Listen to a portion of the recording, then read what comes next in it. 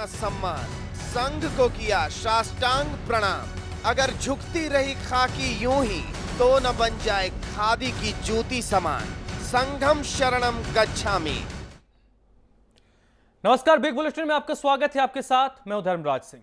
क्या सत्ता बदलने के साथ ही खाकी की निष्ठा बदल जाती है या वर्दी सत्ता शिरोमणि की तलाश में रहती है? यह सवाल इसलिए क्योंकि सूबे और केंद्र में सत्ता बदलने के बाद वर्दी की नई आस्था परिभाषित हुई है। अजमेर के एएसपी संघ नेता के चरणों में साष्टांग दिखाई दे रहे हैं। अब सवाल है कि वर्दी की निष्ठा संघ में होगी तो अंजाम क्या होगा? आज बिग बुलेटिन में हम इस मुद्दे पर चर्चा करेंगे और इस चर्चा की शुरुआत करें उससे पहले आप ये रिपोर्ट देखिए।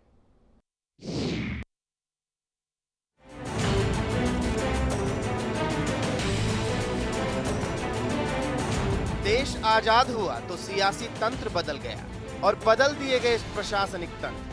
लेकिन किसी ने भी आजादी से पहले ये नहीं सोचा था कि गुलाम मानसिकता बदलने में कई दशक लग जाएंगे। फिर भी गारंटी नहीं दी जा सकती कि हम आजाद ख्यालों में अपने सपने संजो सकते हैं और देश के पहरेदार हमारी हकीकत की हिफाजत में तत्पर रहेंगे। सत्ता बदलते हमने और आपने साथ देखा, अब आस्था की नई तस्वीर देखिए। चाटुकारिता के माध्यम से उन्हें प्रसन्न करने का काम करें और जो लोग इससे लाभान्वित होते हैं, खुश होते हैं, उनको भी इस तरह के कामों को अंजाम देने से गुरेज करना चाहिए क्योंकि शुचिता के खिलाफ। ये तस्वीर अजमेर की है। एक तरफ राष्ट्रीय स्वयंसेवक संघ के नेता इंद्रेश कुमार हैं, तो दूसरी तरफ चरण वंदना की होड़ मची है। बड़ों का पैर छूकर आशीर्वाद लेना हमारी संस्कृति भी है और परंपरा भी, लेकिन खाकी को साष्टांग होते देख ऐसा लगता है कि शायद लोकतंत्र में नई परंपरा परिभाषित की जा रही है। अजमेर शहर के एएसपी शरद चौधरी को शायद इस बात की खबर लग गई कि सत्ता का संचालन संघ से होता है, नहीं तो शायद वो इंद्रेश कुमार के सामने साष्टांग नहीं होते। किसी भी संस्था से जुड़े हुए नेताओं, किसी पार्टी से हो या किसी भी सामाजिक संस्था के नेता हो, उनको शोभा नहीं देता कि वो किसी भी पुलिस अधिकारी, कर्मचारी या सरकारी कर्मचारी को इस तरह से बाध्य करें कि उनके चरण स्पर्श करें। तो एक तरह से संदेश देने का प्रयास होता है कि ये जो कर्मचारी वर्ग है हमारे अधीनस्थ है और इन पर हमारा वरदस्त रहेगा, तभी ये लोग सुरक्षित रहेंगे इस राज्य में। सत्ता और खादी के सामने खाकी को नतमस्तक होते आपने कई बार देखा होगा, लेकिन अब सत्ता के केंद्र बिंदु की तलाश कर शायद उसे नमन करने की कोशिश हो रही है। लेकिन सवाल है कि अगर वर्दी की निष्ठा संघ में होगी तो अंजाम क्या होगा?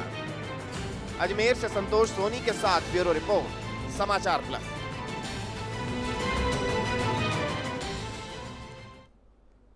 तो बिग बुलेटिन में आज हम इस मुद्दे पर चर्चा करेंगे कि आखिरकार पुलिस अधिकारियों का इस तरीके से नेताओं के सामने झुकना कहां तक जायज है। और इस चर्चा में मेरे साथ जुड़ रहे हैं गोपाल गेसावत, कांग्रेस पार्टी के नेता, और विजय शर्मा, भारतीय जनता पार्टी के नेता। आप दोनों का स्वागत है। और हमारे मैनेजिंग एडिटर अमिताभ अग्निहोत्री जी। मेरा पहला सवाल विजय शर्मा जी आपसे ही है कि जब सत्ता परिवर्तन होता है तब अधिकारियों की निष्ठा बदलती है, इस बात से हर कोई वाकिफ है, लेकिन सार्वजनिक कार्यक्रमों में इस तरीके से जब आप बड़े नेताओं के सामने झुकेंगे तो आप जनता के बीच कैसे भरोसा दिलाएंगे कि उनके खिलाफ अगर कुछ मामला आता है तो हम आपको इंसाफ दिलाएंगे? धर्मराज जी, आज मैं आपको बता दूं, ये जो प्रकरण आप दिखा रहे हो, पहली चीज तो ये कोई खबर मेरे को लगती नहीं है ऐसी है। और अगर किसी पुलिस अधिकारी ने इस प्रकार का कृत्य किया है तो मैं नहीं जानता कि वो किस उसका आचरण करने का क्या मकसद था, क्या मतलब था। मैं संघ का स्वयंसेवक भी हूँ और भारतीय जनता पार्टी का कार्यकर्ता भी हूँ, और दोनों चीजों के अंदर ये चीज तय है कि वहां पर खास तौर पर संघ के अंदर और भारतीय जनता पार्टी के अंदर किसी भी प्रकार से चरण वंदना हम उसको घोर निंदनीय मानते हैं, उसकी हम घोर निंदा करते हैं। उसने किस प्रकार से, हो सकता है ये एक हमारी परंपरा भारतीय संस्कृति में रही है कि हम जैसे कोई भी हमारे जब बड़े बुजुर्ग होते हैं या जिससे हम प्रभावित होते हैं या जिसको ऐसा लगता है कि मेरे ये गुरु, मैं उसको गुरु के रूप में देखता हूं या भगवान के रूप में देखता हूं और वो अंदर से फीलिंग उसकी ऐसी लगती है तो वो अपने उसको चरण स्पर्श कर लेता है। कई बार ऐसे होता है, जैसा जो प्रकरण वहां पे था, हमारे माननीय इंद्रेश जी भाई साहब वहां पर थे, उसका आज वहां पर संबोधन दिया था। उस संबोधन के अंदर उन्होंने आर्थिक असमानता की बात हिंदुस्तान के अंदर जो नहीं, हम उस मुद्दे पे नहीं जाएंगे। उन्होंने क्या कहा? नहीं, उन्होंने क्या बोला था? विजय जी, इंद्रेश जी ने क्या कहा उसमें मेरी कोई रुचि नहीं, उस बात को बंद करो। दूसरी बात, मुझे आप पर बड़ी आपत्ति है आपके इस कथन पर। आप ये तय करने की कोशिश नहीं करो कि कौन सी चीज खबर है कौन सी नहीं। हमने कभी नहीं कहा इस वार्ड में इसको टिकट दे दो, ऐसा बोला क्या? नहीं ना। मैंने बोला क्या इनको मंत्री मत बनाओ, इनको बना दो? लिस्ट दी कोई नहीं। तो नेताओं को भी इस काम से दूर रहना चाहिए। खबर तय करने का अधिकार मेरे हाथ में रहना नहीं चाहिए, है ना। अब खबर आप और इंद्रेश जी तय करने लगोगे तो बड़ा मुश्किल हो जाएगी मित्र। एक दूसरी चीज, भारतीय संस्कृति बड़ी अच्छी है, उसका बड़ा सम्मान है, होना भी चाहिए, संस्कृति पर गर्व भी होना चाहिए, सारी बातें ठीक। लेकिन अगर सरकारी नौकर हैं तो आपको अपनी लक्ष्मण रेखा में रहना चाहिए। किसी में भगवान तुझ में रब दिखता है मैं क्या करूं, ये गाना सिनेमा में ठीक है, सरकारी वर्दी पहनने के बाद तो रब को अंदर रखना पड़ेगा, ये जान लीजिए। कितना भी प्रभावित हो जाओ भाषण सुन के, उनमें पिता दिखे, बाबा दिखे, चाचा दिखे, भगवान दिखे, गुरु दिखे, महागुरु दिखे, फिर भी आपको अपनी फीलिंग्स अंदर रखनी होंगी। एक कुरकुरे का विज्ञापन आता है कि क्या करूं कंट्रोल ही नहीं होता, तो ये नहीं चलेगा ना। सरकार किसी विचारधारा की कैदी नहीं हो सकती, वो केवल संविधान के से बाध्य होती है, किसी संगठन से बाध्य नहीं होनी चाहिए। सरकार, प्रशासन किसी संगठन से प्रभावित नहीं होना चाहिए, वो निष्पक्ष होना चाहिए। इंद्रेश जी के प्रति उनका भाव था, इंद्रेश जी जहां रुके थे वहां जाते, उनसे चर्चा करते देश के विकास पर, या इंद्रेश जी को अपने घर भोजन पर बुला लेते, वहां चर्चा कर लेते। ये नहीं चलेगा सड़क पर, नो। इसकी निंदा होनी चाहिए। ऐसे चाटुकारों ने बेड़ा गर्क कर दिया हिंदुस्तान का, इसकी निंदा होनी ही चाहिए। मैं इसकी भी निंदा करता था जब राहुल गांधी की किसी ने चप्पल उठाई थी तो भी मैंने निंदा की, और जब उनके चाचा संजय गांधी की किसी ने चप्पल उठाई थी तो भी मैंने निंदा की। मैं इंद्रेश कुमार के पांव कोई सरकारी अधिकारी छुए, इसकी भी उतनी ही बड़ी निंदा करता हूं। निंदा होनी चाहिए सभ्य समाज में। ये क्या चाल चलन है? और विजय जी, ये मत बताइए कि भाजपा में, संघ में बड़ा निंदनीय माना जाता पांव छूना, ऐसा नहीं। मैं 1000 उदाहरण बता दूंगा।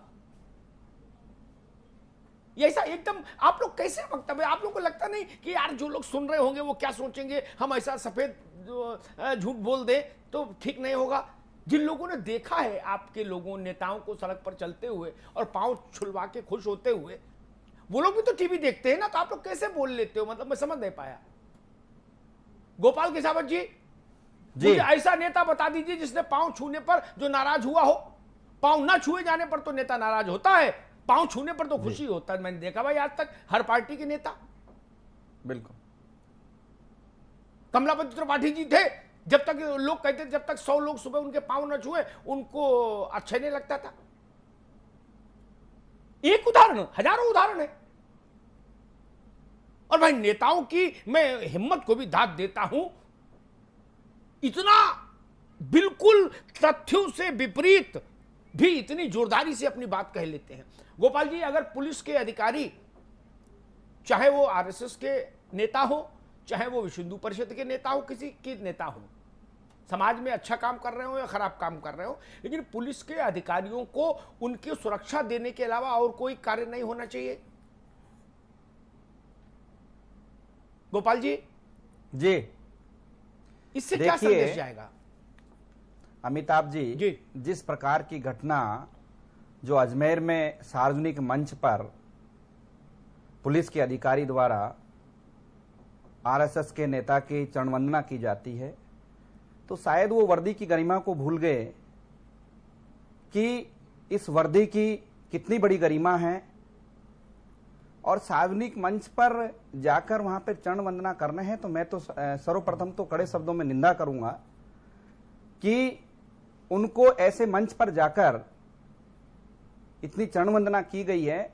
तो मैं मानता हूं कि पुलिस का कहीं ना कहीं इकबाल जो है वो कमजोर होता दिखाई दे रहा है, और संविधान की जिस वक्त इन्होंने शपथ ली थी शायद उस चीज को भी ये भूल गए कि वर्दी का काम कितना बड़ा है।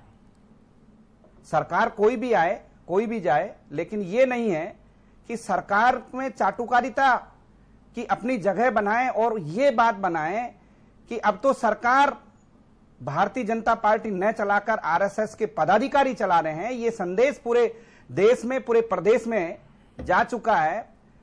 और जो शरद चौधरी जी जो पुलिस अधिकारी है, ये सोच रहे हैं कि शायद इनके में शरण में जाने से सारी चीजें मेरे पास बचेगी। लोग चाहते हैं कि भाई मेरा इनसे वास्ता बढ़े और हम लोगों को आगे कहीं दिक्कत नहीं आए। लोग कहीं ना कहीं ये भी सोचता है कि मेरा इनसे संबंध बढ़े, परिचय बढ़े, क्योंकि इनको निश्चित रूप से जो कर्मचारी वर्ग है, चाहे वो पुलिस का हो चाहे सिविल्स का हो, ये पूरी तरीके से संदेश जा चुका है कि पूरी जो कमान है राज्य की वो आरएसएस के पदाधिकारियों के पास में जा चुकी है। और जिस प्रकार की जो घटना, जो वाकया हुआ है, ये बिल्कुल निंदनीय है। इस तरीके का नहीं करना चाहिए था, क्योंकि वर्दी एक बहुत बड़ी गरिमा में है और जनहित के लिए है, न कि किसी व्यक्ति विशेष के लिए है।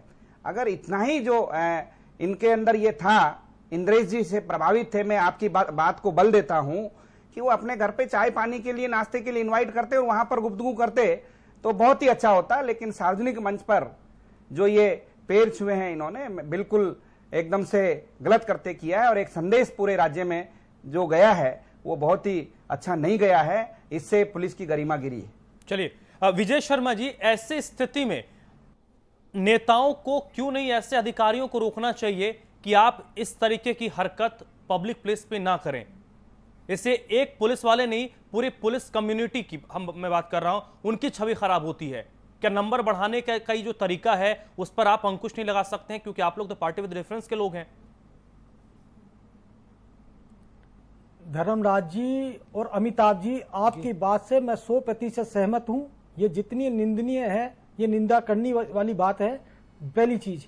दूसरी चीज मैं आपको बता देना चाहता हूं स्पष्ट रूप से कि हमारे भाजपा और आरएसएस के अंदर ऐसी कोई पद्धति नहीं है जहां पर हम किसी की चरण वंदना करें। इसको बहुत गलत माना जाता है और इसका हम समर्थन नहीं करते। अब वो अगर हमारे पार्टी के या हमारी किसी विचारधारा से जुड़े हुए होते तो शायद वो ये ऐसी गलती नहीं करते, लेकिन वो हमारी विचारधारा से न तो जुड़े हुए हैं और न वो कुछ जानते हैं, इसलिए वो शायद किसी चीज से प्रभावित होकर वो शायद उनके दिल में विजय ऐसा शर्मा आया जी, और विजय शर्मा जी, हम आपकी बात समझ गए। हम आपकी बात, एक मिनट, आप ये आपकी पार्टी संघ की शाखा में नहीं गए चौधरी, इसलिए नहीं समझ पाए आपके कितने उच्च विचार हैं संघ के। एक काम करो भाई, है ना, आपकी भी जय जय हो जाएगी, आपकी ईमानदारी पर मोहर लग जाएगी कि आप जो बोल रहे हो वो सच बोल रहे हो, है ना। एक काम करो, इस मर्यादा विहीन आचरण के लिए इस पुलिस के अधिकारी को तत्काल प्रभाव से निलंबित कर दीजिए। जो सेवा की मर्यादा होती है उसके उल्लंघन के आरोप में। उसके बाद एक को निलंबित कर दीजिए। पूरे राजस्थान में सिपाही से लेकर डीजीपी तक न मुख्यमंत्री के पांव छुएगा न मोहन राव भागवत जी के छुएगा। है हिम्मत? बोलिए। नजीर रखेंगे? नहीं, उदाहरण रखेंगे प्रदेश में।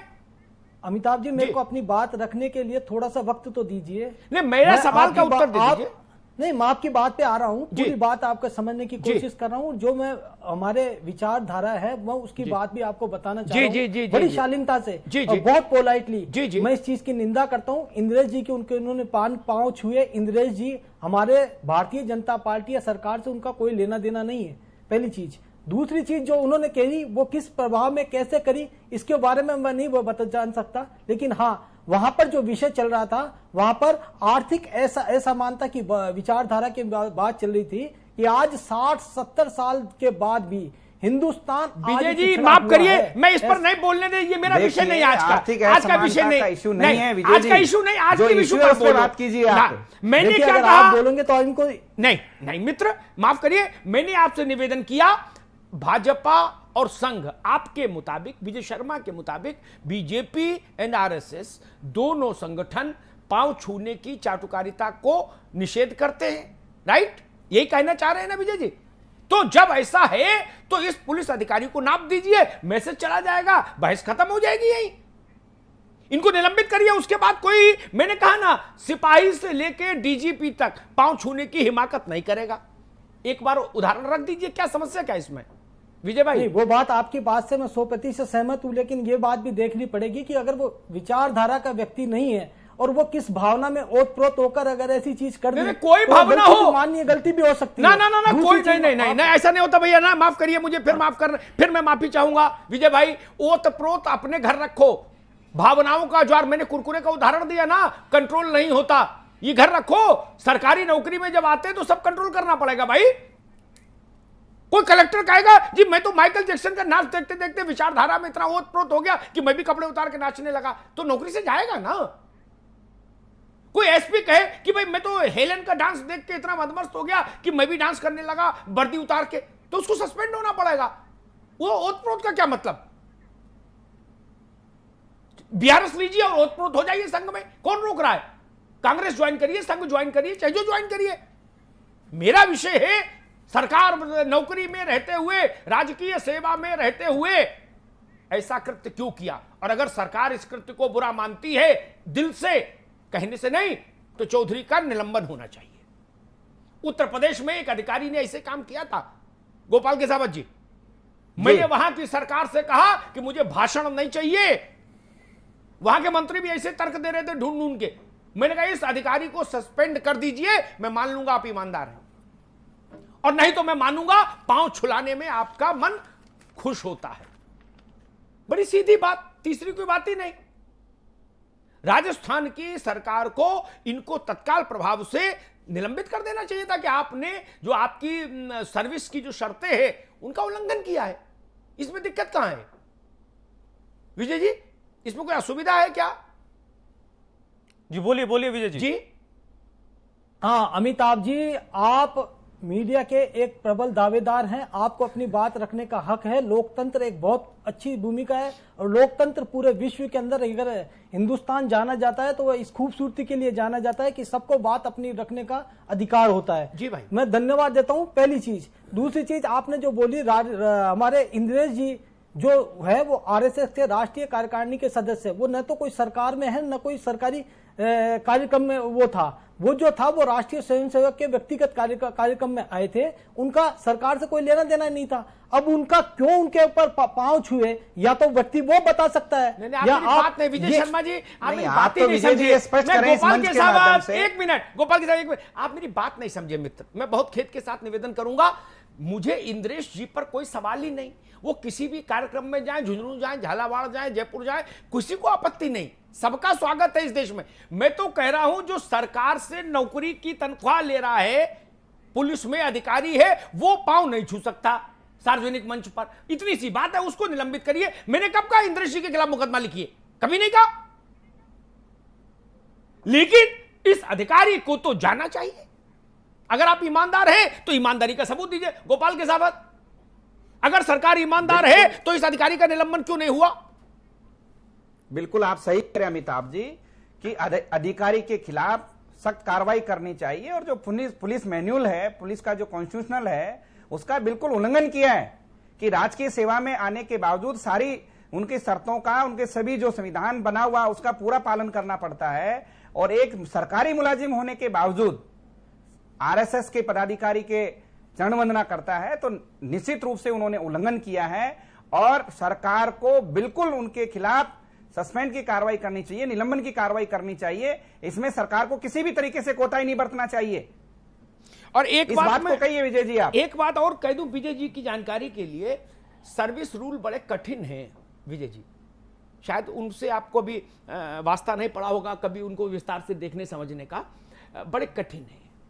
जजेस पर यह प्रतिबंध भी लागू है, मैं ही चला जाऊं ना इजलास में और विजय शर्मा जज हो, है ना, तो भी विजय शर्मा उस चेयर से ये नहीं कह सकते अरे अरे अमिताभ जी आए भाई मिठाई टाई मंगाओ, चाय मंगाओ, नहीं। ये सर्विस रूल आपको अलाउ ही नहीं करता। पद की गरिमा इसको बोलते हैं, लोक सेवक जिसको अपन बोलते हैं, सरकारी नौकर, उसके लिए एक लक्ष्मण रेखा खींची गई है कानूनन। उसका उल्लंघन कोई कर रहा है तो उसको सस्पेंड कर दीजिए, मेरी बहस खत्म हो जाएगी। मैं मान लूंगा सरकार चरण वंदना के खिलाफ है। अगर आप कह रहे हो कि सरकार चरण वंदना के खिलाफ है, इस अधिकारी को निलंबित कर दीजिए, मैं आपकी प्रशंसा करूंगा विजय जी। और जब तक ये अधिकारी निलंबित नहीं होता, मैं मानूंगा भाजपा, संघ, सब लोग और सरकार मिलकर चाहती है कि भाई जल्दी जल्दी आओ, नंबर लगाओ, पांव छुओ, मिठाई खाओ, तो मैं ये मानूंगा। विजय जी।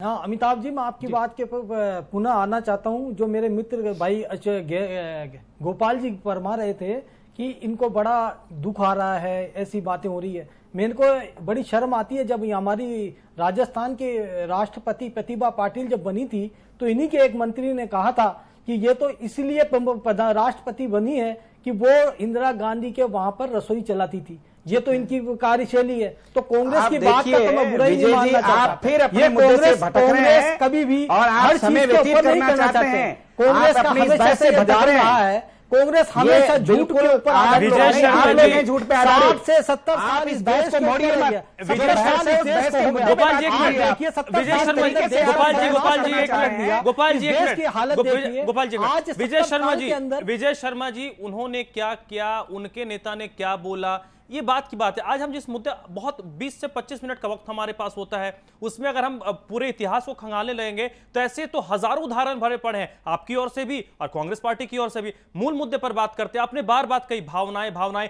एक एएसपी रैंक का अधिकारी भावना में इतना बह जाएगा कि वो सामने के शख्स के जाके पैर छू लेगा। इंद्रेश जी का इतिहास क्या है वो सबको पता है। किस नहीं, मैं कह रहा हूं उनका इतिहास अच्छा है, सब अच्छी बात है, मैं बहस में नहीं पढ़ रहा। मेरी बहस को बहुत फोकस्ड और शार्प रहने दो विजय भाई, इसको डाइल्यूट नहीं करो, भटकाओ नहीं।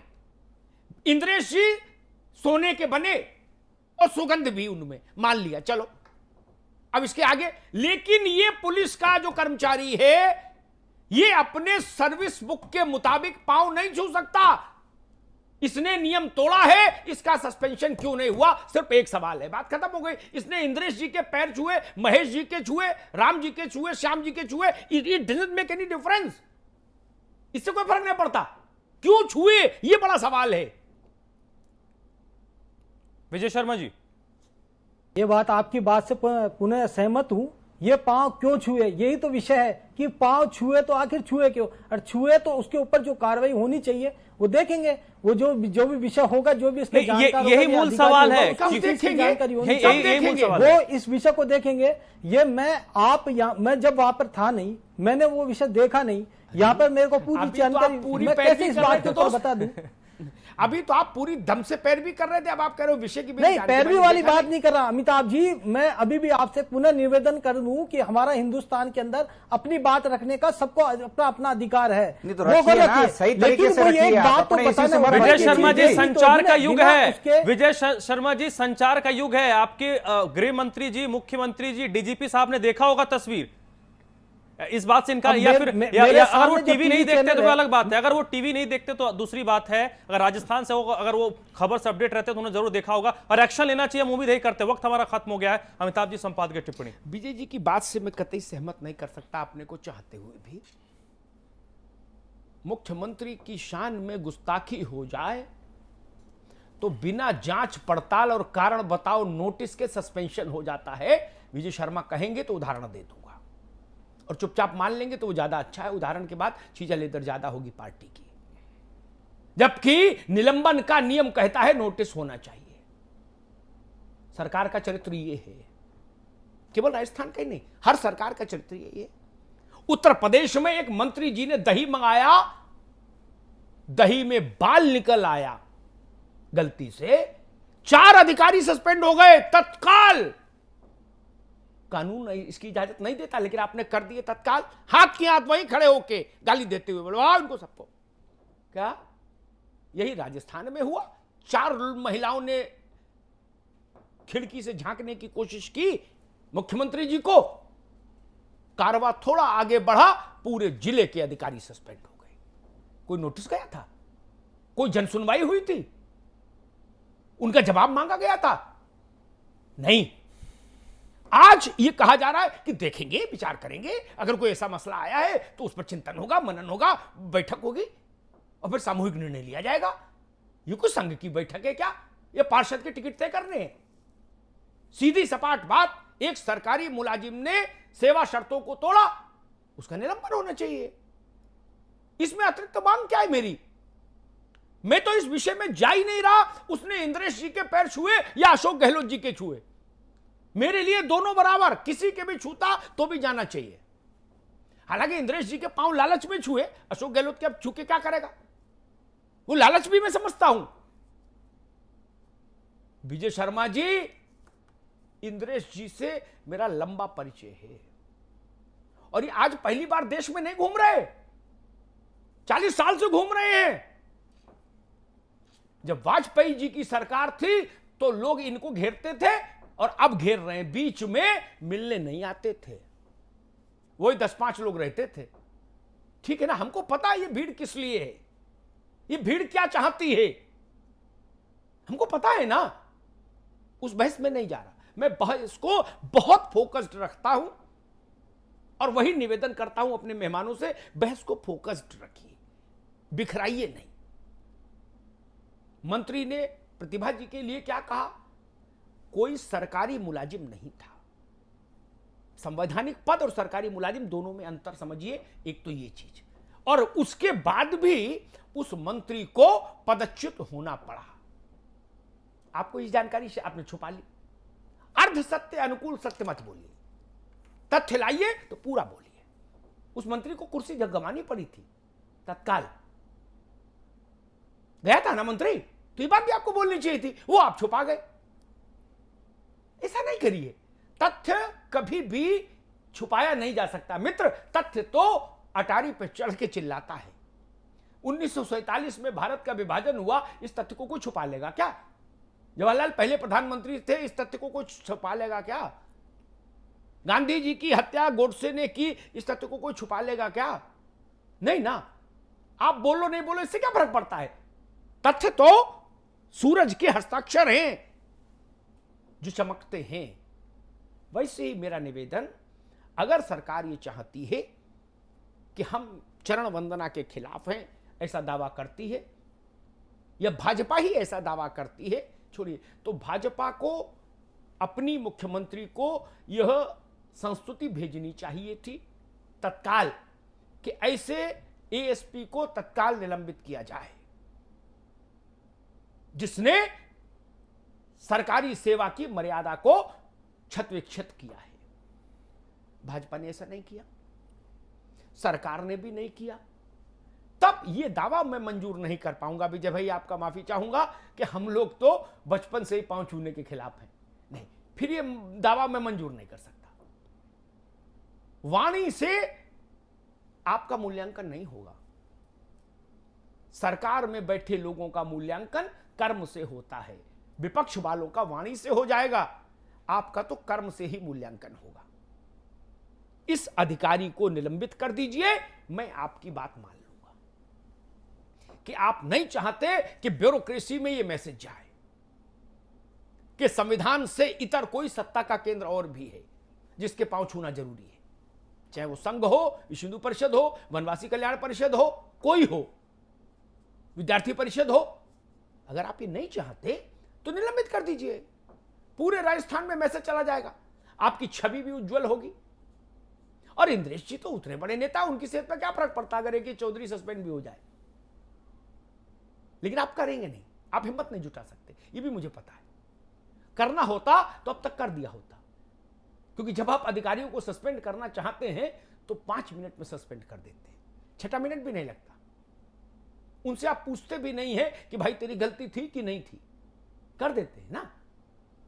आपने 7, 8, 10 अधिकारी बदल दिए थे एक जरा सी बात पर कि भाई महिलाओं ने मुख्यमंत्री को के कारवां को रोकने की कोशिश कैसे कर दी।